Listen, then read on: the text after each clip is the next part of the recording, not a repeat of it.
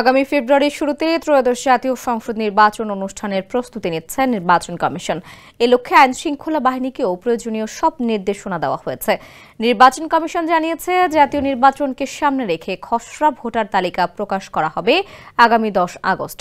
এরপর তার সংশোধনের পালা। 21 আগস্ট পর্যন্ত দাবি, আপত্তি যাচাই বাছাই ও সংশোধন শেষে 31 আগস্ট প্রকাশ করা হবে চূড়ান্ত ভোটার তালিকা। মঙ্গলবার গণমাধ্যমকে এসব তথ্য জানিয়েছেন নির্বাচন কমিশনের সিনিয়র সহকারী সচিব নাসির উদ্দিন। তিনি জানান, ভোটার তালিকা আইন সংশোধন দেরিতে হওয়ায় কমিশন সিদ্ধান্ত নিয়েছিল একটি সম্পূরক ভোটার তালিকা প্রকাশ করার। তবে আইন সংশোধনের কাজ শেষ হওয়ায় এখন পূর্ণাঙ্গ তালিকা প্রকাশের সিদ্ধান্ত নেওয়া হয়েছে।